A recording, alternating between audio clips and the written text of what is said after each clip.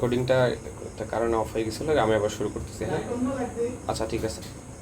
তো হচ্ছে এখন যে গ্যাসেসের ক্ষেত্রে যেটা বলছি এটাই, সেটা মেনলি কী হয় যে তোমার ওয়াটার যখন ওয়াটারের ক্ষেত্রে ছিলাম, ওয়াটার যখন আমরা এটার কোনো চেঞ্জ হয় না, ডিক্রিজ করে না ভলিউমটা, সে বাড়তে পারে কখন, যখন ওয়াটারকে হিট দিচ্ছ গ্যাসে উড়ে যাচ্ছে, তখন হচ্ছে একটা কন্টেনারের মধ্যে রাখলে সে অনেক বেশি জায়গা দখল করে আর কি, এটার কারণে বলা হয় ভলিউমটা ইনক্রিজ করে।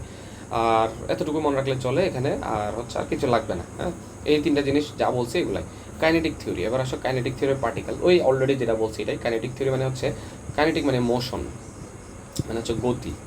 তো এই যে বিভিন্ন ম্যাটারগুলো যে পড়ছো, সলিড ছিল, তারপরে আচ্ছা এখানে দেখায় সলিড ছিল, লিকুইড ছিল এবং গ্যাসিয়াস ছিল। এদের মধ্যে যে পার্টিকেলসগুলো ছিল, এই যে ভিতরে যে পার্টিকেল ডট ডট দিয়ে দেখাইছিলাম, এগুলার যে মোশনটা কেমন, কাইনেটিক থিওরিটা কেমন, তুমি বলো এখন। যে সলিড তারা একটার সাথে অ্যাট্রাকশন করে, খুব কাছাকাছি লেগে আছে, তাকে বেশি ছোটাছুটি করবে, তাদেরকে মোশন বা গতি থাকবে না, তাদের ক্ষেত্রে মোশনটা কম পাবা। ওয়াটারের ক্ষেত্রে একটু বেশি পাবা। গ্যাসের ক্ষেত্রে দেখো তারা একজন এদিকে দৌড়াচ্ছে, ছোটাছুটি করতে আছে, একটা কন্টেনারের মধ্যে রাখলে সেইখানে দৌড়াচ্ছে, তো খুলে দিলে সে উড়ে যাচ্ছে, তাহলে কেন? তার কাইনেটিক এনার্জি বেশি বা তার মোশনটা বেশি। এই হচ্ছে জাস্ট এখানে আলোচনা। তো এতটুকুই, আর কিছু লাগবে না। এখন আসো মেইন ইম্পর্টেন্ট টপিকে আমরা যাই, যেখান থেকে আমার এমসিকিউ আসতে পারে, সিকিউ আসতে পারে, নলেজেবল যে নাম্বারের কোয়েশ্চেন এগুলো আসতে পারে, এসকিউ আসতে পারে, সব আসতে পারে। প্রথম কথা হচ্ছে ডিফিউশন বা ব্যাপন বোঝায়। কী বোঝায় বাংলায়? ব্যাপন। এটার সংজ্ঞা বা ডেফিনেশন যেটা বলি, এটা মাস্ট, এখান থেকে এটা পারতেই হবে। হ্যাঁ, তোমাকে বলবো হোয়াট ইজ ডিফিউশন, তাহলে পুরোটা একদম হুবহু বলতে হবে। তবে এখানে কিছু জিনিস মাথায় রেখে তোমার এই ডেফিনেশনটা বলতে হবে। যেমন এখানে বলছে যে দ্য মুভমেন্ট অফ পার্টিকেলস, কী বলছে? The movements of particle of substance in solid, liquid and gaseous. তার মানে ডিফিউশন কার কার ক্ষেত্রে হইতে পারে? তিনজনের ক্ষেত্রে হইতে পারে। ডিফিউশন তিনজনের ক্ষেত্রে হইতে পারে, সলিডও হইতে পারে, লিকুইডও হইতে পারে, গ্যাসিয়াসও হইতে পারে। ঠিক আছে, এই মিডিয়াগুলোতে হইতে পারে। তারপর কি বলছে? স্প্রেড স্পন্টেনিয়াসলি, সে নিজে নিজে করবে, অ্যান্ড ইউনিফর্মলি, এক জায়গার থেকে এক জায়গায় সে নিজে নিজে করবে। যেমন ধরো তুমি একটা পাত্রের মধ্যে ধরো একটা স্প্রে, এটা হলো বোতলের স্প্রে, এখানে ভিতরে লিকুইড হিসেবে স্প্রেগুলো আছে। যখন তুমি স্প্রে করছো তখন কি হয়? সে ছড়াই যাচ্ছে না পুরো সব জায়গায়, এই যে নিজে নিজে ইউনিফর্ম, মানে একদিকে এক ডিরেকশনে স্পন্টেনিয়াসলি নিজে নিজে ছড়াই যাচ্ছে, এটাই হচ্ছে ডিফিউশন। এখানে সবচেয়ে বড় কথা যেটা মাথায় রাখতে হবে, ডিফিউশন কোথায় হয়, কীভাবে হয়, সেটা হচ্ছে higher concentration to lower concentration, higher concentration to lower concentration. তোমাকে এমসিকিউতে আসবে যে ডিফিউশন অকার্স কীভাবে হয়, higher concentration to lower concentration, নাকি লোয়ার কনসেন্ট্রেশন হায়ার কনসেন্ট্রেশন, নাকি কনসেন্ট্রেশন গ্রেডিয়েন্ট থাকবে না, নাকি হচ্ছে এখানে কোনো ইফেক্টই নাই, তো এরকম জিজ্ঞেস করবে। তো এখানে বলতে হবে হায়ার কনসেন্ট্রেশন লোয়ার কনসেন্ট্রেশন। এটা ব্যাখ্যা আমি অলরেডি বলছি, আবার বলতেছি। দেখো, যখন স্প্রের একটা বোতলের মধ্যে তুমি স্প্রেটা এখানে রাখছো, এটা কী হিসেবে থাকে বলো? স্যান্ডের বোতলের মধ্যে কী থাকে? এটা হচ্ছে পানি হিসেবে থাকে, তাই না? এটা জাগাইলে দেখবা পানির মতো নড়ে। তো ওইটা যখন স্প্রে করে, পানি আসে না কেন? স্প্রে কেন আসে? গ্যাস কেন আসে? ওই যে এটাকে অনেক বেশি হিট দিয়ে, প্রেশার দিয়ে তুমি ওখানে ঢুকাইছো। তো আমরা জানি কি, একটা গ্যাসকে অনেক বেশি প্রেশার দিলে সে পানি হয়ে যায়, পানিকে অনেক বেশি প্রেশার দিলে সে আইস হয়ে যায়, বরফ হয়ে যায়। তো সেম গ্যাসটাকে অনেক বেশি প্রেশার দিয়ে এখানে যখন ঢুকানো হয়েছে, তো এটা লিকুইড হয়ে গেছে, তখন ভিতরে কী হয়েছে? তাহলে প্রেশার বেশি গেছে। এখানে হায়ার কনসেন্ট্রেশন বলতে বোঝাচ্ছে হাই প্রেশার, কনসেন্ট্রেশন মানে প্রেশার বোঝাচ্ছে এখানে। তো এখানে অনেক বেশি প্রেশার, অনেক বেশি কনসেন্ট্রেশন, তাহলে কী হয়েছে? তুমি যখন তাকে স্প্রে করতেছো, ছেড়ে দিচ্ছ, তাহলে বাইরে তো কনসেন্ট্রেশন কম, আমার বাইরে আবহাওয়া পরিবেশের মধ্যে তো কনসেন্ট্রেশন কম বা প্রেশার কম, তাহলে এই যে বড় হায়ার কনসেন্ট্রেশন থেকে লোয়ার কনসেন্ট্রেশন যখন স্প্রে করছো, তখন সে স্প্রেড হয়ে যাচ্ছে স্পন্টেনিয়াসলি এবং ইউনিফর্মলি সে স্প্রেড হয়ে যাচ্ছে। এই জিনিসটাকে বলা হচ্ছে ডিফিউশন। ঠিক আছে, আচ্ছা, ডিফিউশন থেকে যে জিনিসটা লাগবে তোমার এখানে, ডিফিউশন কোথায় বেশি হয়, কোথায় কম হয়, এই বেসিক নলেজটা লাগবে। কেন? সিকিউ তো অনেক সময় আসতে পারে, তবে আসে না। আমি জাস্ট বলে রাখি, তোমরা জাস্ট শুনে রাখো যে নর্মালি আমরা যেহেতু পড়ছি, সলিড মিডিয়ামে হইতে পারে, লিকুইডও হইতে পারে, গ্যাসিয়াসেও ডিফিউশন হইতে পারে। তাইলে একটা সলিডের মধ্যে যে ডিফিউশন হবে, একটা লিকুইডের মধ্যে যে ডিফিউশন হবে, একটা গ্যাসিয়াসের মধ্যে যে ডিফিউশন হবে, কার ক্ষেত্রে বেশি হবে? তুমি অলওয়েজ মনে রাখবা, তার গ্যাসিয়াসে বেশি, লিকুইডে সলিডের চেয়ে বেশি। তার মানে কি, একটা সলিড সাবস্টেন্সের মধ্যে যদি তুমি ডিফিউশন করাতে চাও, হবে বাট কম। লিকুইডে করাতে চাইলে হবে, বাট সলিডের চেয়ে বেশি হবে। আবার যদি গ্যাসিয়াস সাবস্টেন্সে করাতে চাও, সবচেয়ে বেশি হবে, সবচেয়ে বেশি ডিফিউশন হবে, ডিফিউশন রেটটা বেশি হবে। ঠিক আছে, এই জিনিসটা জাস্ট মাথায় রাখো। একটা এখানে আমি সিকিউ করানোর সময় আমি জিনিসটা বলে দিব। হ্যাঁ, এই জিনিসটা মাথায় রাখো। এটা কি বলছি আমি? যে তাদের যে মিডিয়ামের মধ্যে ডিফিউশন রেট কখন বেশি হয়, গ্যাসিয়াস মিডিয়ামে বেশি ডিফিউশন রেট বেশি হয়। যখন ডিফিউশন রেটের কথা আসছে, তাহলে ডিফিউশন রেট কী জিনিস সেটা জানতে হবে। ডিফিউশন রেটটা কি? যে তুমি ডিফিউশন করতেছো, কে কত বেশি স্পিডে, কে কত বেশি দ্রুত ডিফিউশন হয়ে চলে গেল, এই হচ্ছে বিষয়। মানে একটা বোতল রাখলা এখানে, আর একটা বোতল রাখলা এখানে, দুইটার প্রেশার ভিন্ন, এটার প্রেশার একটা P1 ধরো, এটার প্রেশার P2, ঠিক আছে? তো প্রেশার অবশ্যই P1 মনে করো সবচেয়ে বেশি, P2 তো কম। তাহলে বলো তো এখন ডিফিউশন হইলে কে সবচেয়ে আগে উড়ে যাবে? অবশ্যই P1, কারণ কি তার প্রেশার বেশি, প্রেশার বেশি থাকলে বলছে কি সে খুব দ্রুত বেড়ে যাবে। এই জিনিসটাই হচ্ছে ডিফিউশন রেট। তার মানে ডিফিউশন রেট মানে যার প্রেশার বেশি সে খুব দ্রুত ডিফিউশন হয়ে চলে যাবে, এটাই হচ্ছে আমার প্রেশার ডিফিউশন রেট। তাহলে ডিফিউশন রেট কম মানে কি যার প্রেশার কম তার ডিফিউশন রেট কম হবে। এবার আসো, এটা হলো বেসিক কথা, কিন্তু তোমার ম্যাথ করতে গেলে কি লাগবে? ম্যাথ করতে গেলে লাগবে হচ্ছে ডিফিউশন রেটের ম্যাথ কার সাথে সম্পর্কযুক্ত, রিলেটেড কার সাথে, ঠিক আছে? আচ্ছা, ডিফিউশন রিলেটেড আমরা ডিরেক্টলি ম্যাথে চলে যাই। হ্যাঁ, আচ্ছা, এখানে বলছে দেখো যে দুইটা বেলুন দিছে, যে ডি নাম্বার কোয়েশ্চেনটা খেয়াল করো। Which gas in balloon 1 and balloon 2 has a higher rate of diffusion? মানে রেট অফ ডিফিউশনের কথা বলেছে। কি বলেছে? রেট অফ ডিফিউশন মানে কে কত দ্রুত ডিফিউজড হয়ে বের হয়ে যাবে। বেলুন 1 দিছে, একটা বেলুন 2 দিছে। এই যে দেখো বেলুন 1 বেলুন 2 দুইটার মধ্যে কার কত বেশি ডিফিউশন রেট জিজ্ঞেস করছে, কে কত হায়ার রেট, ডিফিউশনটা হায়ার মানে কে কত দ্রুত ডিফিউশন হয়ে যাবে। তাহলে diffusion rate, rate of diffusion, এটা আমি বের করতে গেলে কিসের সাথে সম্পর্ক করব? অবশ্যই প্রেশারের সাথে। কিন্তু আমার এখানে প্রেশার দিবে না, আমার এখানে কোনো একটা মলিকিউলের নাম দিবে, কোনো একটা এলিমেন্টের নাম দিবে, কোনো একটা গ্যাসের নাম দিবে, এটার সাথে সম্পর্ক করতে হবে। তাইলে একটা ফর্মুলা মনে রাখবা, রেট অফ ডিফিউশন, ডিফিউশন কি হয়? মাস অফ গ্যাস, মাস অফ গ্যাসের সাথে সম্পর্কযুক্ত, মাস অফ গ্যাসের সাথে সম্পর্কযুক্ত। মাস অফ গ্যাস কি অবশ্য তোমরা জানো, আর রেট অফ ডিফিউশন কি এটা অলরেডি বলছি। কেমন সম্পর্কযুক্ত দেখো, উল্টা। মাস অফ রেট অফ ডিফিউশন বেশি হয় কখন? যখন মাস অফ গ্যাস কম হয়। মাস অফ গ্যাস যখন কম হবে বা মলিকুলার ওয়েট অফ গ্যাস যখন কম হবে তখন তার ডিফিউশন রেট বেশি হবে। কেমন? এক্সাম্পল দিলে বুঝতে পারবা, ঠিক আছে? আপাতত মনে রাখো উল্টা, মানে হচ্ছে মাস অফ গ্যাস যদি বেশি হয়, মনে করো এটা বেশি হয়েছে, তাহলে ডিফিউশন রেট কমে যাবে। ভাইস ভার্সা না, উল্টা হয়। এটাকে আমরা বলি ইনভার্সলি প্রপোর্শনাল। কি বলি? Inversely proportional. প্রপোর্শনাল এতটুকু, এটা জাস্ট নাম জানলে চলবে, বাট এতটুকু তোমার জানা লাগবে যে যার মাস অফ গ্যাস কম তার ডিফিউশন রেট বেশি, উল্টা। এতটুকু মনে রাখো, তারপর হচ্ছে ম্যাথে যাই।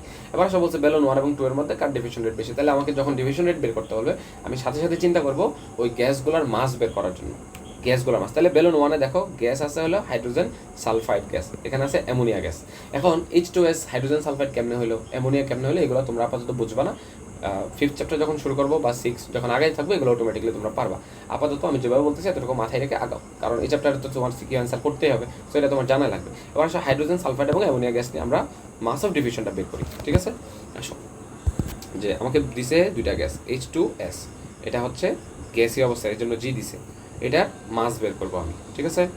আচ্ছা, এটা আরেকটা দিছে আমার কি NH3, এটা হলো অ্যামোনিয়া, এটাও একটা গ্যাস। NH3 দিছে না, NH3 অ্যামোনিয়া, এটাকে বলা হয় কি, নাম বলে দিচ্ছি আমি, অ্যামোনিয়া। আর এটা হলো হাইড্রোজেন সালফাইড, হাইড্রোজেন সালফাইড, ঠিক আছে? এগুলোর মাস বের করতে গেলে কীভাবে বের করবো এই জিনিসটা শিখে রাখা। আমি অলরেডি তোমাদের পড়াইছি যে এখানে যতগুলো অ্যাটম আছে বা এলিমেন্ট আছে সবগুলোর মাসগুলো যোগ করবো, শেষ। দেখো যেমন হাইড্রোজেন আছে, এখানে হাইড্রোজেন আছে, হাইড্রোজেনের মাস কত? 1। হাইড্রোজেন কয়টা আছে? 2, তাহলে 2 গুণ দিব, প্লাস সালফার আছে, সালফার কত?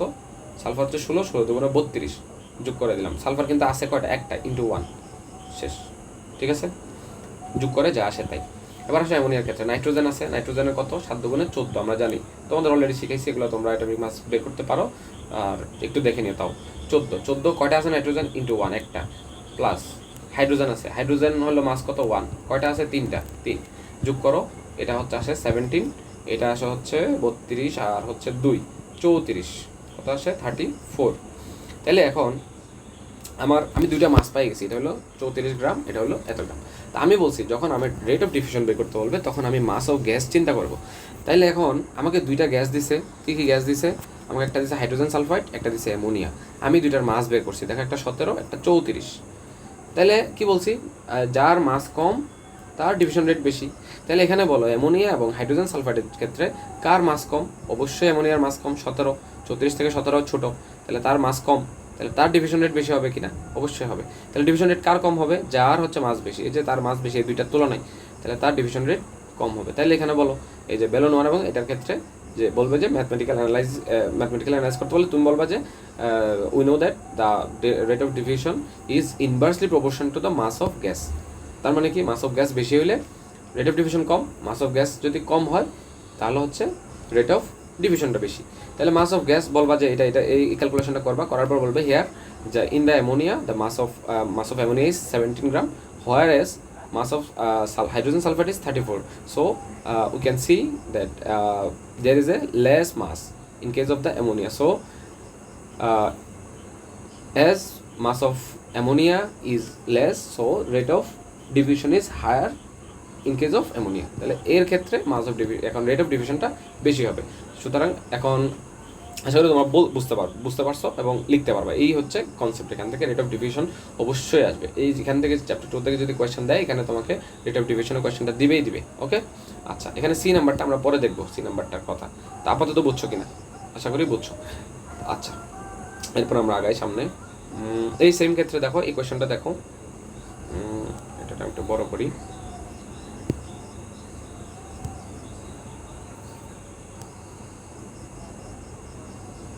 সরি, আচ্ছা দেখো এটার ক্ষেত্রে দেখো এই কোয়েশ্চেনটা আশা করি তোমরা দেখতে পাচ্ছ, তোমরা গাইডের সাথে মিলাই নিতে পারো। তো এখানে বলছে যে এই যে সি নাম্বারটা দেখো, সি নাম্বার কি বলছে, which gas will spread faster if the mouth of 2 container are open. এখানে দুইটা কন্টেনার আছে, একটা কন্টেনার দুইটা কন্টেনার, একটা কন্টেনারের ভিতরে দেখো নাইট্রাস অক্সাইড আছে, একটা আছে সালফার ডাইঅক্সাইড আছে, ঠিক আছে। এটা হলো নাইট্রাস অক্সাইড, এটা সালফার ডাইঅক্সাইড আছে। বলছে যে তখন এই যে মুখ বন্ধ আছে কিনা তাদের, বলছে যখন মুখ খুলে দিব দুইটা গ্যাস তো উড়ে যাবে স্বাভাবিক, মুখ খুলে দিলে তো গ্যাস উড়ে যাবে স্বাভাবিক, আমরা জানি। বলছে কে আগে বেশি, কে ফাস্টার স্প্রেড হয়ে যাবে, কে সবার আগে বের হয়ে যাবে। সবার আগে বের হয়ে যাওয়া মানে কি, তার রেট অফ ডিফিউশন বেশি। তাহলে এটা কিসের ম্যাথ বুঝাইছে, রেট অফ ডিফিউশন, এতটুকু বুঝছো। এখন রেট অফ ডিফিউশন ম্যাথ করতে গেলে আমরা কি জানি, রেট অফ ডিফিউশন ম্যাথ করতে গেলে আমরা মাথায় রাখবো গ্যাসের মাস বের করবো, শেষ। তাহলে এখানে আমার দুইটা গ্যাস বলা আছে, নাইট্রাস অক্সাইড এবং সালফার ডাইঅক্সাইড। তাহলে এই দুইটা ক্ষেত্রে আমরা মাসগুলো বের করি, তাহলে আমরা দেখবো যার মাস কম তার রেট অফ ডিফিউশন বেশি। রেট অফ ডিফিউশন বেশি মানে সে খুব ফাস্টার স্প্রেড হয়ে চলে যাবে, উড়ে যাবে। এই তো আসো আবার, তাহলে এটা বলো নাইট্রাস অক্সাইড আর সালফার ডাইঅক্সাইড। নাইট্রাস অক্সাইডে দেখো নাইট্রোজেন আছে, নাইট্রোজেনের মাস কত আমরা জানি 14। নাইট্রোজেন কয়টা আছে, দুইটা, তাহলে গুণ দিব 2। তারপর হলো যোগ, তারপর অক্সিজেন আছে, অক্সিজেনের ইয়া কত 8 দুগুণে 16। অক্সিজেন কয়টা, একটা, ইন্টু 1, যোগ করে দাও যা আসে তাই। এবার আসো সালফার ডাইঅক্সাইডের জন্য, সালফার আছে, সালফার কয়টা, সালফারের ইয়া কত আগে, মাস কত, সালফার হচ্ছে 16 দুগুণে 32, 32। সালফার কয়টা আছে, একটা, ইন্টু 1, প্লাস অক্সিজেনের জন্য কত 8 দুগুণে 16 আছে। অক্সিজেন কয়টা, দুইটা, 2 দিয়ে গুণ দিয়ে দিলাম। এখন যোগ করো, 14 দুগুণে 28 আসে, এখানে আসছে 16 আসে, তাহলে কত হয় 830, 40 আর হচ্ছে 44 আসছে, মেবি 44 গ্রাম নাইট্রাস অক্সাইড, 40 না, আচ্ছা 14 আর হ্যাঁ 44। আচ্ছা তারপরে সালফার ডাইঅক্সাইড কত আসে দেখো, 32 প্লাস 16 দুগুণে 32, তাহলে টোটাল আসে 64। 32 আর 32 মিলাই 64 আসে, 64 গ্রাম আসবে। এখন তাহলে আমার সালফার ডাইঅক্সাইডের মাস কত, এটা নাইট্রাস অক্সাইডের মাস কত 44। তাহলে আমাকে বলছে কে বেশি ফাস্টার স্প্রেড করবে। ফাস্টার স্প্রেড করা মানে কার রেট অফ ডিফিউশন বেশি, এটা জানতে চাইছে। তা আমরা পরে আসছি কি, রেট অফ ডিফিউশন কার বেশি হয়, যখন যার মাস কম হয়। তাহলে এখানে বলো মাস কার কম, এই যে নাইট্রাস অক্সাইডের ক্ষেত্রে। তাহলে এখন বলো কে ফাস্টার, যখন মাউথ খুলে দিবে কন্টেনারে, কে খুব ফাস্ট সে বেড়ে যাবে, কে অবশ্যই নাইট্রাস অক্সাইড। আশা করি বুঝতে পারছো, ঠিক আছে, পারবা। এই হচ্ছে এখান থেকে ম্যাথ আসবে। এছাড়া আর একটা ম্যাথ আসে যে এই ম্যাথটা দিতে পারে, যেহেতু অলরেডি এটা মনে হয় একটা সিকিউতে ইয়াতে আসছে, কোয়েশ্চেনে আসছে মনে হয় কোনো একটা বোর্ডে অথবা টেক্সট বুকে আছে মেবি। হ্যাঁ, এটা জেনে রাখো, এটা ইম্পর্টেন্ট লাগে আর কি কনসেপ্টটা। অলরেডি যেটা পরে আসছে ওই mass of division, rate of division আর মাসের মধ্যে যে রিলেশন ওইটাই আসবে এখানে। তো এখানে দেখো এখানে একটা স্টেম দিছে তোমাকে। স্টেমটা কীরকম, যে এখানে একটা কাঁচ নল দিছে, এটা ভালো মতো বুঝে নাও। এটা একটা নল, কাছের নল আর কি, একটা মনে করো পাইপের মতো কিছু দেওয়া আছে। এখানে দুইটা তুলা দিছে, এগুলো হলো তুলা, এই দুটো হলো তুলা। দুইটা নলের মধ্যে দুইটা তুলা দিয়ে মুখটা বন্ধ করে দিছে। আচ্ছা এখন তুলাটা কীরকম, এখানে দেখো কটন সক উইথ HCl অ্যাসিড সলিউশন, মানে ওই যে কটন দিছে, যে তুলাটা দিছে সেটা কি করছে আমি বলি। আচ্ছা এটা আমি থিওরিটা বলি, তাহলে তোমরা হচ্ছে এই জিনিসটা কোয়েশ্চেনে বুঝতে পারবা। ধরো আমার এখানে একটা পাত্র আছে, এখানে একটা পাত্র আছে, ঠিক আছে। এই পাত্রে আছে হচ্ছে অ্যামোনিয়াম হাইড্রোক্সাইড। কি আছে এখানে, অ্যামোনিয়াম হাইড্রোক্সাইড। এগুলো তোমরা নাম না জানলেও চলবে, আপাতত জাস্ট জিনিসগুলো দেখে রাখো। হ্যাঁ, আপাতত খুব ইম্পর্টেন্ট না এগুলো, 5th চ্যাপ্টার পড়ালে অটোমেটিকলি তোমরা এগুলো বলতে পারবা। আর এই পাশে আছে HCl, এটা হলো অ্যাসিড, তোমরা জানো সবাই, এটা হলো অ্যাসিড। এটা হলো আমার বেস বা ক্ষার বোঝায় আর কি, হ্যাঁ, বেস বা ক্ষার, এটা অ্যাসিড। তো এই দুইটা সলিউশন আছে, ঠিক আছে, এটার সলিউশন আছে।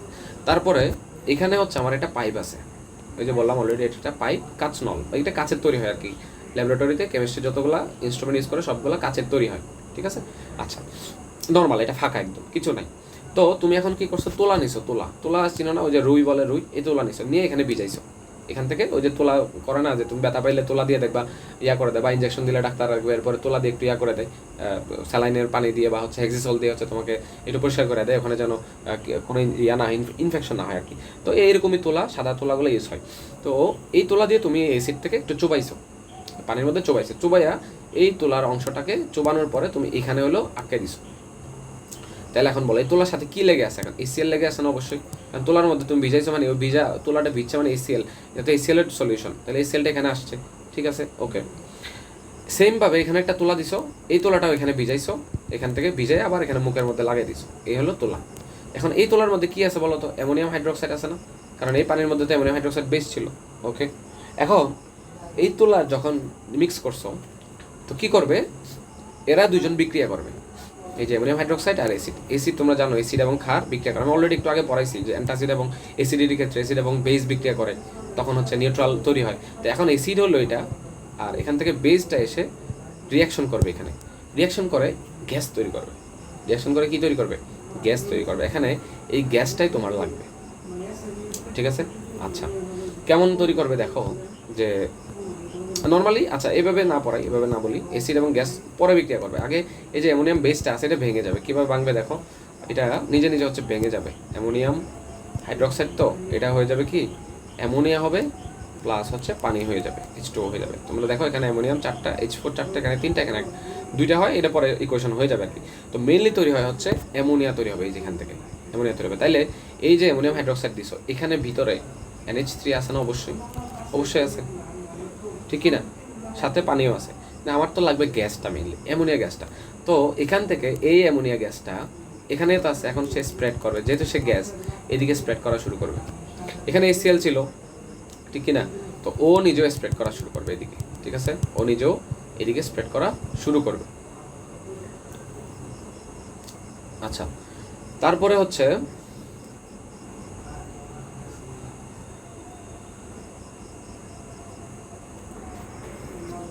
আচ্ছা সরি একটু ইন্টারাপ্ট করলাম। আচ্ছা, তো যেটা বলতেছিলাম যে অ্যামোনিয়াটা এদিক থেকে স্প্রেড করা শুরু করবে, কে, অ্যামোনিয়া এদিকে, ওই যে এখান থেকে ভেঙে গেল অ্যামোনিয়া গ্যাসটা আসতো, এটা হলো অবশ্যই গ্যাস। তো এখানে HCl যেটা ছিল সেটাও তো গ্যাসীয় অবস্থায়, সেও দিকে স্প্রেড করা শুরু করছে, তার মানে HCl এদিকে যাচ্ছে, ওদিকে যাচ্ছে। তো HCl এবং অ্যামোনিয়া যখন একসাথে হয়, HCl যখন অ্যামোনিয়া যখন একসাথে হয়, একটা সোয়াব তৈরি করে, মানে ফেনা তৈরি করে, হ্যাঁ, এই যেখানে লিখছে হোয়াইট স্মোক তৈরি করে, হোয়াইট স্মোক তৈরি করে, স্মোক তৈরি করে কিসের, এটা হোয়াইট কালারের হয়, হোয়াইট কালার একটা স্মোক তৈরি করে। কোথায় তৈরি হবে বলো তো, ধরো এটা হচ্ছে ধরো স্মোক, ধরো এটা ধোয়ার মতো তৈরি হলো, কোথায় তৈরি হলো বলো তো, সেটা অ্যামোনিয়া এদিকে আসলো, ও এদিকে গেল, এই বরাবর একটা স্মোক তৈরি হলো। এখন বলো তো, তুমি বলতে পারবা কিনা অ্যামোনিয়া এসে কত দূর রাস্তা আসছে, কত দূর অতিক্রম করে আসছে, ডিস্টেন্স বলতে পারবা, পারবা না। ও কত দূর আসতে বলতে পারবা, পারবা না। তবে একটা ধারণা করতে পারো কে কত আগে গেছে, কারণ আমরা জানি কি এগুলা যেহেতু গ্যাস, এগুলা তাদের রেট অফ ডিফিউশন আমরা জানি। তো রেট অফ ডিফিউশন বেশি মানে কি, সে অনেক দ্রুত স্প্রেড করতেছে, অলরেডি পরে আসছি। রেট অফ ডিফিউশন কম মানে কি, অনেক কম স্প্রেড করতেছে। তাহলে এখানে কে কম, এখানে দেখো এই যে ফিগারে দেখো যে ও HCl এদিকে যাচ্ছে, আর সরি লাল দিয়ে দেখো, HCl এদিকে যাচ্ছে, ও এদিকে আসতেছে। দেখো এখানেই লেখা আছে, দেখো ও 60 সেন্টিমিটার আসছে, ও 40 সেন্টিমিটার আসছে, এটা 100 সেন্টিমিটারের পাইপ ছিল। তাহলে এটা তো এমন হওয়ার কথা না 50-50 মাঝামাঝি আসার কথা না, না, HCl আসছে 40 সেন্টিমিটার, মানে অর্ধেক গেছে। এর মধ্যে অ্যামোনিয়া দেখো 60 সেন্টিমিটার চলে আসছে, অ্যামোনিয়া অনেক বেশি স্পিডে আসছে। এখান থেকে কি বোঝা যায় বলো তো, কী চিন্তা করা যায়, অ্যামোনিয়া অনেক বেশি স্প্রেড করে চলে আসছে, তার মানে অ্যামোনিয়া রেট অফ ডিফিউশন বেশি, তাই না, এটা বলা যায়। তো HCl কম দূর আগাইছে, তার মানে HCl এর রেট অফ ডিফিউশন কম। এখন রেট অফ ডিফিউশন কম আর বেশি আমরা কীভাবে ডিটারমাইন করি, ওই যে মাস দিয়ে HCl এর মাস বের করো, অ্যামোনিয়ার মাস বের করো, দিয়ে দেখো কার মাস কম, যার মাস কম সে বেশি হচ্ছে ডিফিউশন করে ফেলছে, তাই না, এই কথাটাই আসো। এবার এই যে এটা একটা বিক্রিয়া, কিন্তু এটা একটা এক্সপেরিমেন্ট, আমি এতক্ষণ যা বলছি তোমাদেরকে এটা একটা এক্সপেরিমেন্ট, এটা তোমাদের ল্যাবরেটরিতে করানোর কথা, বাট ম্যাক্সিমাম স্কুল কলেজে হচ্ছে এইসব ইনস্ট্রুমেন্ট থাকলেও টিচাররা করায় না আসলে। যাই হোক, তো আমরা এগুলো কলেজে গিয়ে পাইছিলাম আর কি, আমরা কলেজে গিয়ে করছিলাম, এই জন্য কনসেপ্টটা ক্লিয়ার হয়েছে। আচ্ছা আমি তারপরে যেহেতু তোমাদের বলছি, আশা করি তোমরা বুঝতে পারছো। এবার দেখো এখানে কোয়েশ্চেনটা দেখো কি বলছে, এই যে যা যা বলছি অলরেডি এগুলোই আছে। এখানে HCl ছিল, এখানে অ্যামোনিয়াম হাইড্রোক্সাইড ভেঙে, তাহলে আমি এখানে এখন অ্যামোনিয়া পাইছি, দুইটা গ্যাস ওইদিকে যাচ্ছে, ওইদিকে আসছে, মাঝখানে একটা হোয়াইট কালার স্মোক তৈরি হয়েছে, শেষ। আচ্ছা এবার আসো, explain with a chemical equation the process off white smoke formation mention in the step.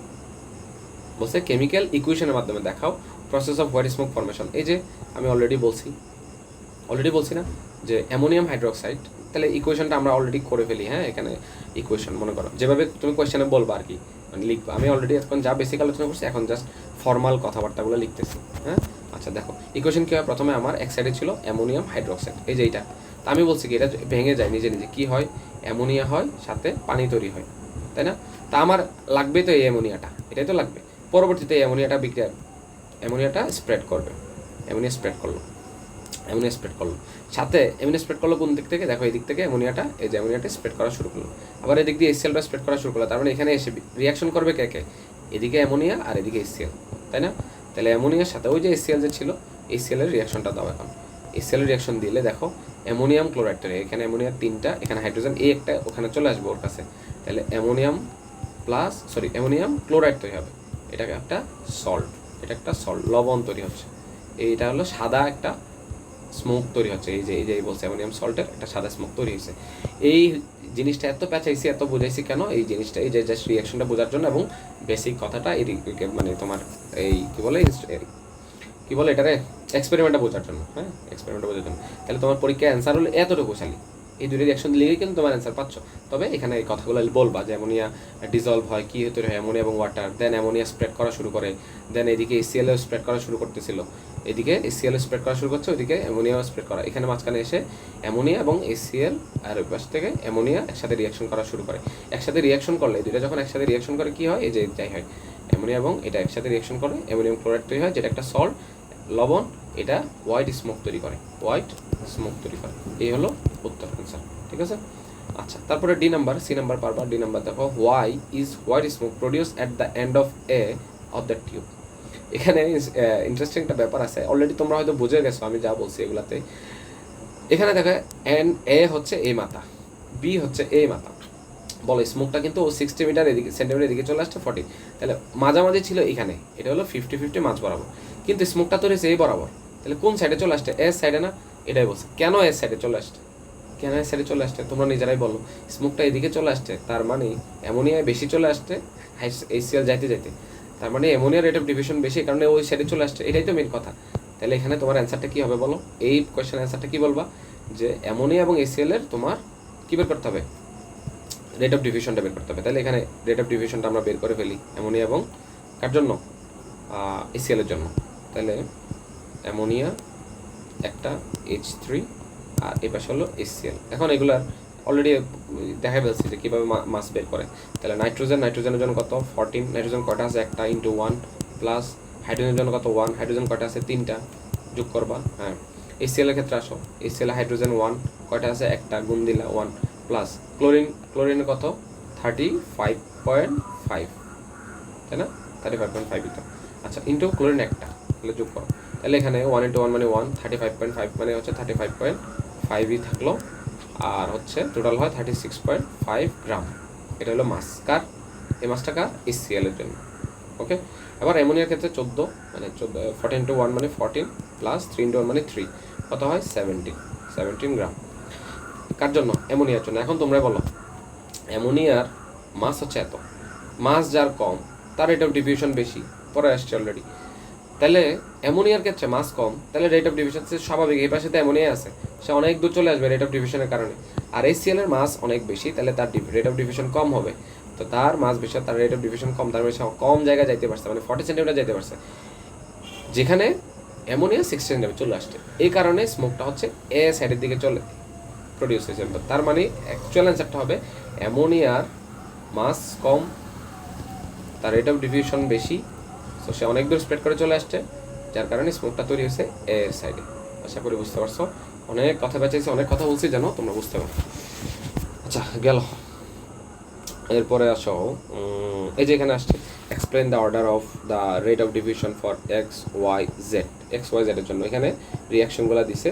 এখন রিয়াকশনগুলো হচ্ছে তোমাদের 5, 6, 7 চ্যাপ্টারের পড়া, যেহেতু এখানে দিয়েই দিছে, যেহেতু এটা বোর্ড কোয়েশ্চেন, সো বোর্ডের জন্য ঠিক আছে। বাট এখন যদি তোমাদেরকে চ্যাপ্টার 6, 7 পড়াই নাই, 5 তো আছে যদিও, তো 5 তাও এখানে এই যে রিয়াকশনটা, প্রথম রিয়াকশনটা, এটা এখানে দেওয়া উচিত না। এটা হচ্ছে তোমার চ্যাপ্টার 11-এর রিয়াকশন, সো এখানে দেওয়া উচিত না। তাও যেহেতু দিছে, আমরা পরীক্ষার জন্য পড়ে ফেলি।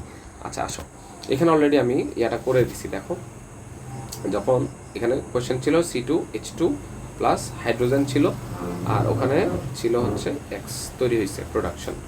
2 নম্বরে ছিল সালফার প্লাস অক্সিজেন, তৈরি হয়েছে ওয়াই। 3 নম্বরে ছিল নাইট্রোজেন প্লাস হাইড্রোজেন, তৈরি হয়েছে জেড। তা আমার বলছে যে এক্স ওয়াই জেডের জন্য রেট অফ ডিফিউশনটা অর্ডার করতে বলছে, মানে ক্রমভাবে, এটা কি বলে যে ক্রমান্বয়ে সাজাইতে বলছে আর কি। আচ্ছা, তাহলে আমার এখানে এক্স ওয়াই জেড এগুলো কি, এটা বের করতে হবে। প্রথম কথা আমি রিয়াকশন করে দেখতে হবে। দেখো এখানে 2টা কার্বন, 2টা হাইড্রোজেন, এখানে 2টা হাইড্রোজেন। যখন আমি রিয়াকশন দিব, এটা হয়ে যাবে C2H6 হয়ে যাবে, এটা C2H6 হয়ে যাবে। হ্যাঁ, এটা কীভাবে হয়, এখানে 2টা হাইড্রোজেন আসবে, আর এগুলো আমি পরে দেখাবো। আপাতত তোমরা এতটুকু জেনে রাখো, C2H6 হবে। সালফার সাথে অক্সিজেন হলে জাস্ট ওয়াইয়ের জায়গায় হয়ে যাবে সালফার ডাইঅক্সাইড হয়ে যাবে, ডিরেক্টলি প্রডিউস হবে আর কি সালফার ডাইঅক্সাইড। আর নাইট্রোজেন আর হাইড্রোজেন বিক্রিয়া করলে হয় অ্যামোনিয়া, NH3 হয়। কেমনে হয় বললাম তো, এগুলো তোমাদের যখন 5, 6 পড়াবো তখন ভালো মতো বুঝতে পারবে। এখন যেভাবে বলতেছে এভাবে জাস্ট পরীক্ষা লিখে দিয়ে আসলে চলবে। এখন বলছে তাদের রেট অফ ডিফিউশনটা অর্ডার করতে, তো বের করো না এগুলো। এখন তিনটাই গ্যাস পাইছে, তো এগুলো সব গ্যাস, কিন্তু এগুলো সব কি গ্যাস। রেট অফ ডিফিউশন বের করো। তাহলে C2H6 এর জন্য বের করো, সালফার ডাইঅক্সাইডের জন্য বের করো, অ্যামোনিয়ার জন্য বের করো। দেখো কার রেট অফ ডিফিউশন বেশি, বা মাস বেশি হলে রেট অফ ডিফিউশন কম। তাহলে এটার ক্ষেত্রে দেখো, কার্বন হলেও কার্বনের আমরা জানি মাস হচ্ছে 12, কার্বন আছে 2টা যোগ, হাইড্রোজেনের জন্য 1 আছে 6টা। সালফার ডাইঅক্সাইডের জন্য আসো, সালফারের হচ্ছে 16 দুগুণে 32 আছে 1টা, প্লাস অক্সিজেনের হচ্ছে 16, কয়টা আছে 2টা। আর অ্যামোনিয়ার ক্ষেত্রে অলরেডি আমরা এটা বের করে আসছি 17 গ্রাম, এটা জানো অলরেডি তোমরা। তো এখন যোগ করলে কত হয়, 12 দুগুণে 24 প্লাস 6, তাহলে হয় 30 গ্রাম। এটা হলো 30 গ্রাম। কার জন্য, এটার জন্য C2H6, এটাকে বলা হয় ইথেন। এটা একটু জেনে রাখো, তোমাদের আরেকটা কোশ্চেনে ইথিন এই কথাগুলো আসবে। সালফার ডাইঅক্সাইডের জন্য কত আসছে, 32 প্লাস 32, 32 মানে 64 গ্রাম আসছে। তাহলে 3টা আমি অলরেডি পেয়ে গেছি, একটা এটা, এটা। 3টা কি পেয়ে গেছে, মাস পেয়ে গেছে। এখন বলো রেট অফ ডিফিউশন অর্ডার করতে বলছে। অর্ডার মানে সাজাও তুমি। তা আমরা জানি কি, যার মাস কম তার রেট অফ ডিফিউশন বেশি। তাহলে আমি যদি এভাবে সাজাই, এভাবে করা যায় না? দেখো তো, অ্যামোনিয়া মাস কম, এটার চেয়ে একটু বেশি কার, C2H6, এর চেয়ে বেশি কার, SO2। এই যে SO2 এর জন্য হচ্ছে কি বলে, SO2 এর জন্য এটা, আর এটা অ্যামোনিয়ার জন্য এটা। তাহলে এখন আমি এটাকে এভাবে দিতে পারি না যে যেহেতু মাস তার কম, রেট অফ ডিফিউশন তার বেশি। এই হলো অ্যান্সার, আমার অ্যাকচুয়াল অ্যান্সার হবে এটা। ঠিক আছে, বুঝতে পারছো? এটা হলো অ্যান্সার। এই কথাগুলো লিখে এই ধরনের সবগুলা ব্যাখ্যা দিয়ে তোমার ক্যালকুলেশন করে তারপর বলতে হবে যে হেয়ার ওই একই কথা বারবার যেটা বলতেছে, মাস কম তার মানে কি রেট অফ ডিফিউশন বেশি। এই কথা বলার পরে এই যে অর্ডারটা দিতে হবে।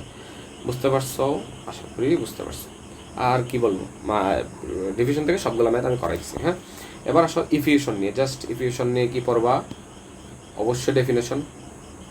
এখানে ইফিউশন কাকে বলে, হ্যাঁ, ইফিউশন ইজ এ প্রসেস, এই যে যা যা আছে এটা পড়বা, শেষ। তারপর আসো এখানে লাগবে এই যে মোম, burning of candle, 3 steps of wax. যখন একটা মোমকে যখন তুমি গলাচ্ছ, মানে বার্ন করতেছো, আগুন ধরাই দিচ্ছ, তখন তার মধ্যে 3 স্টেট অফ ওয়াক্স পাওয়া যায়। 3 স্টেট মানে কি বুঝাইছে, সলিডও পাবা, লিকুইডও পাবা, আর গ্যাসও পাবা। কেমনে বলো তো? এটা যখন তাকে আগুন ধরাই দিছো, বলো তো এখানে গ্যাস তৈরি হচ্ছে না, ধোঁয়া তৈরি হচ্ছে না? তাহলে তুমি গ্যাস পাচ্ছ কিনা? আবার সে যখন গলতেছে তখন কিছু দেখবা ফোটা, মানে গা বেয়ে লিকুইডের মতো নিচে পড়ে যায়, তাহলে এটা তুমি লিকুইড পাচ্ছ কিনা, যে লিকুইড ওয়াক্স পাচ্ছ কিনা? আবার অলরেডি সে এইটা হলো সলিড হিসেবে আছে কিনা, মোম নিজেই তো সলিড, যখন আগুন ধরাইছে গ্যাস হচ্ছে, আবার কিছু পানি বেয়ে পড়তেছে, এটা লিকুইড। সো এই কথাটা এখানে ব্যাখ্যা আছে, জাস্ট তোমাদের মতো করে তোমরা একটু পড়ে নাও। পরীক্ষা আসছে কিন্তু এটা তোমাকে বি নাম্বারে দিবে অথবা SQতে দিবে, শর্ট কোয়েশ্চেনে দিবে 2 নম্বরের জন্য, 2 মার্কসের জন্য। আচ্ছা, মেল্টিং পয়েন্ট, বয়লিং পয়েন্ট, সহজ জিনিস, জাস্ট বেসিক কথাটা বলি আমি। মেল্টিং পয়েন্ট মানে কি, যে একটা টেম্পারেচার, এগুলো কিন্তু টেম্পারেচার, এগুলো কি টেম্পারেচারকে বোঝায়। মেল্টিং এবং বয়লিং পয়েন্ট টেম্পারেচার, যে টেম্পারেচারে কোনো একটা সলিড সে লিকুইড হবে। এটাই হলো আমার মেল্টিং। কি বলছি, যে একটা টেম্পারেচার, এখানে একটা টেম্পারেচার দিবা, ধরো 10 ডিগ্রি সেলসিয়াস, কোনো একটা সাবস্টেন্স সলিড আছে, 10 ডিগ্রি সেলসিয়াস দিলে সে লিকুইড হয়ে যাচ্ছে। তাহলে এই যে সাবস্টেন্স, এটার জন্য মেল্টিং পয়েন্ট হচ্ছে 10 ডিগ্রি সেলসিয়াস। ওকে, তাহলে বয়লিংটা কি উল্টা, একটা লিকুইড আছে, এটাকে গ্যাস বানাবা, একটা টেম্পারেচার দিছো তুমি, ধরো 100 ডিগ্রি সেলসিয়াস, ওয়াটার আছে, 100 ডিগ্রি দিলে সে গ্যাস হয়ে উড়ে যাচ্ছে, এটাই তার বয়লিং। ঠিক আছে, তাহলে তোমার পরীক্ষায় একটা এমসিকিউ আসবে, মেল্টিং পয়েন্ট অফ আইস, কি আসবে এখানে আছে। আচ্ছা আমি এখানে দেখাই দিই, এই যে এইটা তো বুঝছো, হ্যাঁ, এই যে এখানে একটা কথা আছে যে দেখো, melting point of ice 0 degree Celsius, boiling point of water 100 degree Celsius. এই দুটো এমসিকিউ লাগবে। আরও তোমাদের সোডিয়াম ক্লোরাইড হাবিজাবি স্কুলে যেগুলো লিখাই দিছে এগুলো একটু পড়া নিয়েও ওগুলো আসতে পারে, যেহেতু বোর্ডে আসছে এর আগে, হ্যাঁ, তবে মেনলি এই দুটো লাগবে। আচ্ছা আসো, মেল্টিং পয়েন্ট বয়লিং পয়েন্ট তো বুঝছো, এখান থেকে যেটা লাগবে সেটা হলো এই গ্রাফটা মাস্ট, এই গ্রাফটা মাস্ট। তোমাকে এই চ্যাপ্টার থেকে কোয়েশ্চেন দিলে রেট অফ ডিফিউশন দিবে আর এই গ্রাফটা দিবে, শেষ। সো গ্রাফটা বুঝতে হবে। গ্রাফটা আমি অলরেডি তোমাদের বুঝাইছি, তাও আবার একটু বলতেছি। দেখো এই এখানে দিব আমি, আমরা জানি একটা গ্রাফ আঁকতে গেলে আমার দুইটা অ্যাক্সিস লাগে। আমি কমনলি তোমাদের এই বেসিক কথাগুলো বলছি। দুইটা অ্যাক্সিস থাকে, একটা এক্স অ্যাক্সিস আর একটা ওয়াই অ্যাক্সিস। এক্স অ্যাক্সিসের টাইম, ওয়াই অ্যাক্সিসের টেম্পারেচার, বোঝা গেছে? তাহলে গ্রাফ দিলে তুমি কি করবা, দুইটা অ্যাক্সিস আঁকবা। এক্স অ্যাক্সিসে হলো টাইম, ওয়াই অ্যাক্সিসে হইলো ওয়াই অ্যাক্সিস হইলো আমার টেম্পারেচার, শেষ। ঠিক আছে, এবার আসো যে এই গ্রাফটা কেমন হয়। ওই যে আমরা বলছি already melting point boiling point পরে আসছি। মেল্টিং পয়েন্টটা কী ছিল, কোনো একটা সলিড ছিল, সে লিকুইড হয়েছে। এরপরে বয়লিং পয়েন্ট ছিল, সে এই লিকুইডটা আবার গ্যাস হয়েছে। তাহলে এখানে দুইবার কনভার্সন হয়েছে এবং 3টা স্টেটই পাইছি আমরা। তাহলে এখানে আমরা 3টা স্টেট পাবো টোটাল, এবং এই গ্রাফটা আমরা পাবো কীরকম, যে এখানে দেখো 0 কিন্তু এখানে, এটা হলো 0 ডিগ্রি সেলসিয়াস, এটা নিচে -ডিগ্রি সেলসিয়াস। তার মানে বুঝতেছে উপরের দিকে সব প্লাস হবে, পজিটিভ, তাই না? ফ্রিজের মধ্যে -ডিগ্রি সেলসিয়াস থাকে না, বরফ যেটা ডিপ ফ্রিজ যেটা বলে আমরা, -ডিগ্রি সেলসিয়াসে থাকে, কিন্তু ওখানে বরফ হয়ে যায়।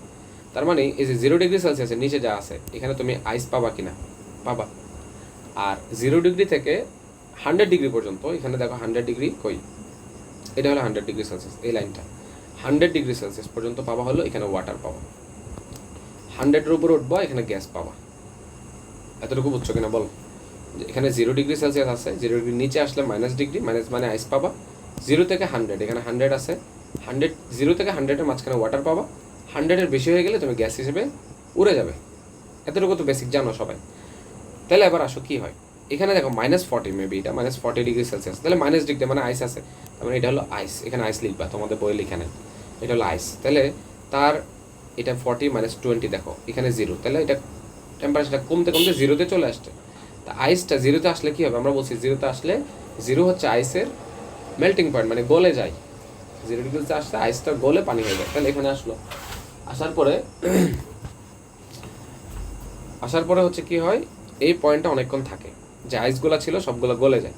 গলে যাওয়ার পরে এখান থেকে আবার 0 ডিগ্রি থেকে শুরু হয়, ওয়াটার হওয়া শুরু করে, আইসগুলো এখান থেকে ওয়াটার হওয়া শুরু করে। দেখো এখান থেকে 0 থেকে বাড়তে বাড়তে 100 পর্যন্ত গেছে। দেখো 100 পর্যন্ত যাইতে যেতে এটা ওয়াটার থাকে। 100-এ গিয়ে আবার এই ওয়াটারগুলো তার মলিকুলার অ্যাট্রাকশনগুলো কমতে থাকে, ভাঙতে ভাঙতে এই যে অনেকক্ষণ 100 থাকে। থাকার পরে আবার 100 থেকে টেম্পারেচার আবার পজিটিভের দিকে বাড়তে থাকে, মানে 110, তারপরে 120 হইতে থাকলে তখন ভেপার বা গ্যাস হিসেবে উড়ে যায়। এই হচ্ছে তোমার গ্রাফ। আশা করি বুঝতে পারছো গ্রাফটা। এটা হচ্ছে আমরা হিট অন, একটা আইসকে যখন হিট দিব তখন সে আইস থাকলো, আইস থেকে ওয়াটার হলো, ওয়াটার থেকে ভেপার বা গ্যাস হয়ে যায়, উল্টা। এখন তোমাকে যদি আবার দেয় যে কোনো একটা গ্যাস দিছে, এটাকে আবার এটা গ্রাফ দেখাই দিই, তাহলে গ্যাসটা কী হয় বলো? গ্যাসটা আবার উল্টা যদি আমি প্রেশার কমাই দিই বা টেম্পারেচার কমাই দিই, তাহলে কী হবে? সে লিকুইড হবে, উল্টা আর কি, আবার সে আইস হবে, তাই না? তাহলে উল্টাটা পারবা আশা করি, হ্যাঁ। যদি উল্টাটা দেয় না, এই গ্রাফটাই তোমাদের বারবার দেয়। সো আশা করি গ্রাফটা বুঝতে পারছো। এটা আমি অলরেডি তাও বলছি, তাও আবার হচ্ছে বলে দিলাম। আচ্ছা, এখন এই যে এখানে যে কোয়েশ্চেনটা আছে এটা দেখো, যে এই কোয়েশ্চেনটা কি বলছে। D number, analyse the heating curve of compound X. Compound এক্সটা কি, এই যে এখানে আছে নাম্বারে দেখো, যে melting point and boiling point of compound X. X যে কোনো একটা কিছু হইতে পারে, ধরে নাও এক্স হচ্ছে আইস বা অন্য আদার কিছু একটা, হ্যাঁ, সলিড জাতীয় কিছু একটা, যেটা মেল্টিং পয়েন্ট নিচ্ছে, বয়লিং পয়েন্ট নিচ্ছে। তার মানে এটা অবশ্যই সলিড ছিল, হ্যাঁ, সলিড জাতীয় জিনিস ছিল। তাই না? এটা ভেঙে কী হয়েছে, লিকুইড হয়েছে, লিকুইড থেকে আবার গ্যাস হয়েছে। তো এই যে সলিড থেকে যে লিকুইড হচ্ছে, এখানেই তো আমরা মেল্টিং পয়েন্টটা পাই, তাই তো? মেল্টিং পয়েন্টটা পাই। লিকুইড থেকে গ্যাস হচ্ছে, তখনই তো আমি বয়লিং পয়েন্টটা পাই। কথা ক্লিয়ার? ওকে, তাহলে বলছে কত কত ডিগ্রি মেল্টিং, বলছে 50 ডিগ্রি। তাহলে এখানে 50 ডিগ্রি সেলসিয়াস ছিল তার মেল্টিং পয়েন্ট, 50 ডিগ্রিতে এসে সে মেল্ট করা শুরু করছে। তার মানে 50-এর আগে পর্যন্ত সে সলিডই ছিল। আইসের ক্ষেত্রে কিন্তু 50 ছিল না, আইসের ক্ষেত্রে ছিল 0 ডিগ্রি, 100 ডিগ্রি, এগুলো ছিল। 100-এর বেশি ছিল গ্যাস, 0 থেকে 100-এ ছিল লিকুইড, 100-এর কম ছিল আইস। এটা আইসের জন্য শুধু 0 ডিগ্রি। কিন্তু এটা অন্য কোনো একটা সাবস্টেন্স মনে করো, যেটা সলিড, যেটা গলতে গেলে, পানি হইতে গেলে, লিকুইড জাতীয় হইতে গেলে 50 ডিগ্রি সেলসিয়াস লাগে, এবং গ্যাস হইতে গেলে 150 লাগে। এখানে হবে 150 ডিগ্রি সেলসিয়াস লাগবে। কী জন্য? গ্যাস হইতে গেলে। তাহলে এটার একটা কার্ভ আঁকতে বলছে, তাহলে পারবা না? ওই জাস্ট নর্মাল যেটা বলছি বেসিক কথা, যে দুইটা অ্যাক্সিস আঁকো। আচ্ছা, সোজা করে আঁকি, দুইটা অ্যাক্সিস আঁকো, একটা এক্স অ্যাক্সিস আর একটা হলো ওয়াই অ্যাক্সিস। বলো, এক্স অ্যাক্সিসে কী থাকবে? অলওয়েজ টাইম থাকবে। ওয়াই অ্যাক্সিসে কী থাকবে? টেম্পারেচার থাকবে। হ্যাঁ, এটা তো জানো। আচ্ছা, এখন ওরা যে বলছে বয়লিং পয়েন্ট কত বলছে তাদের, এই যে মেল্টিং পয়েন্ট বলছে 50, বয়লিং পয়েন্ট বলছে 150। তাইলে আমার এইখানে মনে করো তার 50 ডিগ্রি সেলসিয়াসটা আছে। 50 ডিগ্রি কী হয়? সে গলে যায়। এখানে মনে করো 150 ডিগ্রি সেলসিয়াসটা আছে, যেখানে সে গ্যাস হয়ে যায়। তাহলে 50-র কম এখানে, তাহলে ধরো 0 ডিগ্রি সেলসিয়াসটা আছে মনে করো।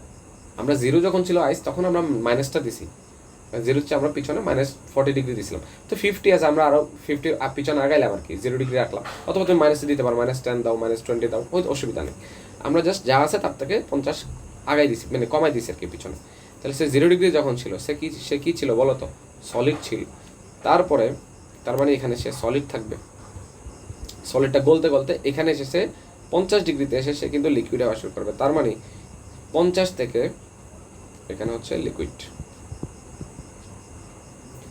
লিখে একটু বৃষ্টি হচ্ছে, তোমরা এটা বুঝে নিও। হ্যাঁ হ্যাঁ, আমরা একটু এই ট্যাবের মধ্যে হাতের উপর নিয়ে করতেছি, তো এটা তারা আমরা হচ্ছে। আচ্ছা, 50 থেকে যে 150-র মধ্যে সে কিন্তু এখানে ওয়াটার বা লিকুইড হিসেবে থাকবে। দেন এরপরের থেকে বাড়াইলে এটা গ্যাস হয়ে উড়ে যাবে। অলরেডি তোমরা এই যে এখানে গ্রাফে দেখে আসতো, অলরেডি দেখে আসতো। তাহলে এই গ্রাফটা এখানেও সেম দেখো, এখানে লিখবা এরকম, এগুলো লিখবা না এত কিছু, এখানে এগুলোও দিবা না, জাস্ট গ্রাফটা দিবা এরকম। এখানে টেম্পারেচার থাকবে 50, 50, 150, 0 ডিগ্রি, এভাবে দিতে পারো। দেওয়ার পরে এখানে 150 মনে করো। তাহলে 0 ডিগ্রিতে সে কী ছিল? আইস ছিল, সে এতটুকু পর্যন্ত আইস ছিল। এরপরে গিয়ে এখানে আইস গলে যাওয়া শুরু করবে, এখন লিকুইড হয়, অনেকক্ষণ সে গলে যাওয়া শুরু করবে। এরপরে সে যখন 50 ডিগ্রি ক্রস করে যাচ্ছে, উপরের দিকে 150 পর্যন্ত উঠবে, তখন কি হবে তার? সে হয়ে যাবে লিকুইড। তারপর লিকুইড থাকার মধ্যে অনেকক্ষণ সে তার অ্যাট্রাকশন ফোর্সটা ভাঙার জন্য অনেকক্ষণ এখানে হিটটা নিবে। নেওয়ার পরে যখন 150 ক্রস করে যাবে, তখন সে আবার গ্যাস হয়ে উপরের দিকে উঠে যাবে। তাইলে আমার বলো, এখানে সে কী ছিল? সলিড ছিল। এখানে সে কী ছিল? লিকুইড ছিল। এখানে সে কী হবে? ভ্যাপার বা গ্যাস হয়ে যাবে। এই হলো আমার অ্যান্সার। এতটুকু গ্রাফ আঁকলেই এনাফ, তো এতটুকু দিতে পারলেই এনাফ। জিনিসটা বুঝছো আশা করি, তো পারবা, ঠিক আছে? আচ্ছা, আর কিছু আছে? এই যে জাস্ট উল্টাটা আর কি, যে গ্যাস যখন ছিল ব্যাপার, তাকে কমাইছি 100 ডিগ্রিতে আনছি, ওয়াটার ছিল, এরপরে ওয়াটার হয়েছে, এরপরে হয়ে আইস হয়েছে। এটা দেয় না, বাট এটা হলো কুলিং কার্ভ আর কি। ওইটা ছিল হিটিং কার্ভ, মানে হিট দিচ্ছ, টেম্পারেচার বাড়াচ্ছ, এটা টেম্পারেচার কমাচ্ছ। দেখো 140 ছিল, নেমে একবারে 0, আবার -40-তে নিয়ে আসতে এদিকে কমতেছে। হ্যাঁ, এটাও সেম, ওই time versus temperature graph, same জিনিস, একটু দেখে নিও, বাট এটা তেমন একটা আসে না। আচ্ছা, এই হচ্ছে পড়া। এগুলো তো অলরেডি বলছি। X Y Z diffusion rate, এই যে এই কোয়েশ্চেনটা বলতে গেলে আমার এখানে সাবলিমেশনটা পড়াইতে হবে। ডিস্টিলেশন, সাবলিমেশন, ডেফিনেশনগুলো পড়ে নিবা, এই যেটা পড়ে নিবা, এটা আমি আর কিছু এখন বলবো না। সাবলিমেশন আসো, সাবলিমেশনটা সবচেয়ে বেশি ইম্পর্টেন্ট, সবচেয়ে বেশি ইম্পর্টেন্ট। এখান থেকে MCQ 100% তুমি একটা পাবা, SQ না হলেও 90% হবে পাবা, CQ পাওয়ার সম্ভাবনা কম, তবে দিতেও পারে, ঠিক আছে? এবং এখান থেকে নাম্বারে হোয়াট ইজ সাবলিমেশন, ডেফিনেশন যেটা আর কি, এখান থেকে ডেফিনেশনটা অবশ্যই দিবে তোমাকে এক্সাম্পল সহ। তাহলে বুঝতেছ কত ইম্পর্টেন্ট। তাহলে আসো sublimation, what is sublimation? Sublimation হচ্ছে কী জিনিস, আমি সহজ ভাষায় বলি। আমরা নর্মালি তখন কী পরে আসছি, একটা আইস ছিল, তাকে তুমি হিট দিছো, সে কী হয়েছে? ওয়াটার হয়েছে বা লিকুইড হয়েছে। তারপর আরও হিট দিছো, সে গ্যাস হয়ে গেছে, তাই তো? তাহলে আইসটা আগে ওয়াটার হয়েছে, ওয়াটারটা গ্যাস হয়েছে, এভাবেই তো যাচ্ছে প্রসেসটা। যখন উল্টা করতেছো, গ্যাসটা ওয়াটার হচ্ছে, ওয়াটারটা আবার আইস হচ্ছে, এরকমই তো ছিল। বাট সাবলিমেশনটা হচ্ছে একটু উল্টা। একটু উল্টা বলতে কীরকম, এই প্রসেসটা সে মানে না। সে আইস ছিল, তাকে হিট দিচ্ছে, ডিরেক্ট গ্যাস হয়ে যাবে, মাঝখানে ওয়াটার পাবা না। এটাই হলো সাবলিমেশন। আশা করি বুঝতে পারছো। তাহলে আইস ছিল, মাঝখানে ওয়াটার হওয়ার কথা, সে পাবা না তুমি, ডিরেক্টলি সে গ্যাসে উড়ে গেছে। এরকম তোমরা দেখছো কিনা, ওই যে ওয়াশরুমের মধ্যে দেখবে অডোনিল ইউজ করো। অডোনিলে কী হয়, প্যাকেটের মধ্যে থাকে অডোনিলটা, একটা ছিদ্র থাকে প্যাকেটে। এটা কিন্তু সাদা একটা সলিড জিনিস থাকে। তো এটা তো পানি হয়ে পড়েও না, দেখো না, 1 মাসও যায় না মনে হয়, দেখবা প্যাকেটটা খালি হয়ে গেছে। তো ওই সলিডটা কই গেছে, ওই যে গ্যাস হয়ে উড়ে গেছে, ডিরেক্ট সলিড থেকে গ্যাস হয়ে উড়ে গেছে। এই জিনিসটা হলো সাবলিমেশন। এখন সাবলিমেশনের ডেফিনেশন যেটা বলছে, এই যে যখন হিট দিবা, সলিডটা directly turn into the gas. মাঝখানে কি পাবা না, ওয়াটার পাবা না, এই যে ওয়াটার হওয়ার পরিবর্তে সে গ্যাস হয়ে যাবে। এটাই হচ্ছে সাবলিমেশন। সাবলিমেশন কাকে বলে পড়ার সাথে সাথে সবচেয়ে বেশি ইম্পর্টেন্ট, তোমার এখানে এক্সাম্পল পড়া, অ্যামোনিয়াম ক্লোরাইড এটাও পড়বা, এইটাও পড়বা, মানে ফর্মুলাটাও পড়বা, কর্পূর বা ক্যাম্পার বলে, এই যে এটাও পড়বা, নেফথালিনও পড়বা, এইগুলা মানে অ্যালুমিনিয়াম ক্লোরাইড। এক্সাম্পল হলো মাস্ট, এখানে এক্সাম্পল হলো মাস্ট। তোমাকে এমসিকিউ এখানে বললাম না, এমসিকিউ দিবে, এখানে দিবে, বলবে যে যে অ্যালুমিনিয়াম ক্লোরাইড কোন ধরনের সাবস্টেন্স, বলতে হবে এটা সাবলিমেবল সাবস্টেন্স। এটা একটা কি দেখায়, এটা শো করে সাবলিমেশন, এটা শো দেখায় আর কি, সাবলিমেবল সাবস্টেন্স বলা হয়। ঠিক আছে, আচ্ছা। এবার এই হলো মেন পড়া। তবে এখানে আরেকটা জিনিস আছে। এখন বলো তো, যে একটু মাথা কাটাও, আমরা অলরেডি যখন পড়ে আসছি যে আইস থেকে বা সলিড থেকে লিকুইড হয়, গ্যাস হয়, তখন আমরা একটা কার্ভ পাইছিলাম। কীরকম, আইস হয়েছিল, আইসটা ভাঙছে, পানি হয়েছে, আইসটা ভাঙছে, পানি হয়েছে, পানিটা অনেকক্ষণ ছিল, আবার গ্যাস উড়ে গেছে। তাহলে আমরা এখানে 3টা জিনিস পাইছিলাম না, দেখো তো, এখানে সলিড পাইছিলাম, এখানে ওয়াটার পাইছিলাম। আচ্ছা আমি এখানে দেখাই, হ্যাঁ সরি, এখানে দেখাই, গ্রাফটাতে দেখাই, কই গেল, এই যে গ্রাফটা কী ছিল বলো তো, এই গ্রাফটাতে এই যে আমার সে আইসটা হচ্ছে ভাঙছে, অনেকক্ষণ ছিল, ওই যে সলিডটা মানে আইসটা ভাঙছে, ওয়াটার হয়েছে, লিকুইড হয়েছে, গ্যাস হয়েছে, 3টা স্টেজ পার করে যায়। কারণ নর্মাল আমরা জানি সলিডটা ভেঙে লিকুইড হয়, লিকুইডটা ভেঙে গ্যাস হয়। এই কার্ভটা ছিল কার জন্য, নর্মাল ওয়াটার বা আইস বা নর্মাল সলিডের জন্য। কিন্তু যখন তুমি কর্পূর দিবা, নেফথালিন দিবা, অ্যামোনিয়াম ক্লোরাইড দিবা, তারপরে এডিবল ওয়াটার, এডিবল সল্ট যেটা সোডিয়াম ক্লোরাইড, যেটা আমরা খাই আর কি, সল্ট যেটা সোডিয়াম ক্লোরাইড, এটা এডিবল মানে খাওয়ার যোগ্য, এটার সাথে আয়োডিন যোগ করা থাকে, এই জন্য আর কি, এটার সাথে আয়োডিন থাকবে অলওয়েজ, হ্যাঁ আয়োডিন যোগ করা থাকে। তো তোমাকে বলবে এডিবল সল্ট, কী বলবে, এডিবল সল্টের কথা বলবে, হ্যাঁ এটা ধরে নিবা, এটা সোডিয়াম ক্লোরাইড বোঝাচ্ছে, এবং সেটা একটা কি সাবলিমেবল সাবস্টেন্স। সাবলিমেবল সাবস্টেন্স মানে কি, সাবলিমেবল সাবস্টেন্স মানে কি, সে সে সলিড থাকবে, সলিড থেকে ওয়াটার হওয়ার পরিবর্তে সে ডিরেক্টলি গ্যাস হয়ে যাবে, ডিরেক্টলি গ্যাস হয়। তাহলে এখানে কনভার্সন কয়টা হচ্ছে, 2টা হচ্ছে, ওয়াটার হচ্ছে না। তাহলে এটার একটা অবশ্যই কার্ভ পাবা, তাই না, জিনিসটা মজার কিন্তু, বুঝলে সহজ। এই দেখো একটা কার্ভ, আমরা জানি কার্ভে 2টা অ্যাক্সিস থাকে যে কোনো গ্রাফে, X axis, sorry Y axis, ঠিক আছে, ওয়াই অ্যাক্সিস আমরা এখানে টেম্পারেচার পাবো, এক্স অ্যাক্সিসে পাবো টাইম, ঠিক আছে। তো কী থাকবে এখানে, নর্মালি এখানে থাকবে ধরো -10 ডিগ্রি সেলসিয়াস দিলাম, এখানে মনে করো 0 ডিগ্রি সেলসিয়াস, আর এখানে মনে করো 100 ডিগ্রি সেলসিয়াস, এখানে মনে করো 100 ডিগ্রি সেলসিয়াস। নর্মালি কী হইতো বলো, নর্মালি হইতো আইসটা কিছুক্ষণ গলছে, ছিল, ওয়াটার হয়েছে, ছিল, গ্যাসে উড়ে গেছে, গ্যাস হয়ে উড়ে গেছে। এখন বলো এটার ক্ষেত্রে তুমি এই জিনিসটা পাবা কি না, এই জিনিসটা পাবা কি না, পাবাই না, শুধু পাবা গ্যাস, শুধু পাবা সলিড। তাহলে এটা গ্রাফটা কেমন হবে, ইন্টারেস্টিং না জিনিসটা, তাহলে এটা গ্রাফটা কেমন হবে দেখো, আর একটু আমি সরাই বলি, সরি, এই যে, তাহলে এইটার গ্রাফটা হুবহু সেম হবে, তবে পার্থক্য কী থাকবে দেখো, এক্স অ্যাক্সিস, ওয়াই অ্যাক্সিস, জিনিসটা বুঝে নাও, হ্যাঁ এটা পরীক্ষা আসতে পারে কিন্তু, অলরেডি দেখছি আমি সিকিউরিটি দেখছি। তাহলে এখানে -, ডিগ্রি সেলসিয়াস থাকতে পারে এখানে, এই গ্রাফটা হবে দেখো, এই যে আইস হয়ে ছিল, অনেকক্ষণ ছিল, ডিরেক্ট গ্যাসে উঠে গেছে, এই হলো গ্যাস, এই হলো সলিড, এটা হলো সলিড, এটা হলো গ্যাস, মাঝখানে ওয়াটারের কোনো এক্সিস্টেন্স তুমি এখানে পাবা না। তাইলে এই সলিডটা ছিল মনে করো সামহাও 0 ডিগ্রি সেলসিয়াসে, সে এখানে ধরো 40 ডিগ্রি সেলসিয়াসে ডিরেক্টলি গ্যাস হয়ে গেছে, কোনো ওয়াটারই নেই। এটাই হলো তার গ্রাফ। কার এগুলো হচ্ছে সাবলিমেবল সাবস্টেন্স বা এটা হচ্ছে উদ্বায়ী বস্তু বলা হয়। কি বলা হয়? উদ্বায়ী। উদ্বায়ু, উদ্বায়ী বা উদ্বায়ু মনে হচ্ছিল, বাংলায় দেবে বলেছি, আমাদের ইংলিশ পরে আর কি। উদ্বায়ী বস্তু মানে সে উড়ে যায়, উড়ে যায়, গ্যাসে উড়ে যায়, ওয়াটার পাবা না তুমি। তাহলে ওই গ্রাফটা ছিল কেমন? ওই গ্রাফটা ছিল এখানে উঠে এখানে আসে, তো এখানে ছিল ওয়াটার একটা ছিল, কিন্তু লিকুইড বা ওয়াটার ছিল। কথা বুঝতে পারছো? ওয়াটার, সলিড, গ্যাস, তিনটা পাইতাম, এখানে খালি দুইটা পাইছি, সলিড আর গ্যাস পাইছি। শেষ, তোমাদের যা বলছি এগুলাই এনাফ। হ্যাঁ, এই যে এইটা হচ্ছে বলছে, দেখো এই যে heating curve of compound M, এখানে কম্পাউন্ড এম, এই যে জেড প্লাস এইচসিএল, ও এই রিয়াকশনটা দেখে। জেড এখানে কি ছিল? আমরা অ্যামোনিয়া বের করে রাখছিলাম, অ্যামোনিয়া, ওখান থেকে ওই যে আগে পড়াইছিলাম এটা, অ্যামোনিয়া প্লাস এই যে জেড প্লাস এইচসিএল। তাহলে এইচসিএল দিলে কি হয়? অ্যামোনিয়াম ক্লোরাইড হয়। অলরেডি আমি একটু আগে দেখাই আসছি বিক্রিয়াটা, অ্যামোনিয়াম ক্লোরাইড হয়। অ্যামোনিয়াম ক্লোরাইডটা কি? এটা একটা সাপ্লিমেবল সাবস্টেন্স। কোথায়? সাপ্লিমেবল সাবস্টেন্সের এক্সাম্পল গিয়ে দেখো, অ্যামোনিয়াম ক্লোরাইড লিখাই আছে।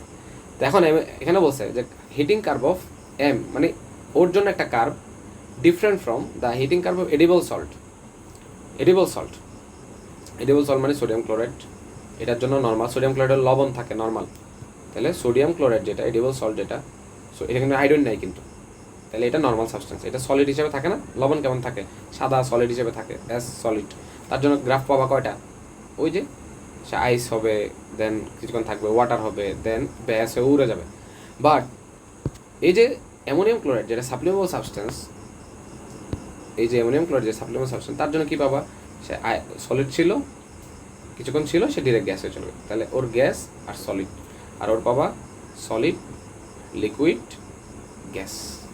এই হলো গ্রাফ, অলরেডি গ্রাফ আমি দেখাইছি। হ্যাঁ, এই হলো গ্রাফ, এই হলো গ্রাফ। তো আশা করি বুঝতে পারছো পুরোটা, অনেক কিছু বলছি। এই যে দেখো অ্যামোনিয়াম ক্লোরাইড কই, এখানে অ্যামোনিয়াম ক্লোরাইড, এই যে অ্যামোনিয়াম ক্লোরাইডটা হচ্ছে সাপ্লিমেবল সাবস্টেন্স। এই হচ্ছে বিষয়। Thank you, best of luck, কালকে ভালো মতো পরীক্ষা দাও, আর ভালো রেজাল্ট করবো আশা করি।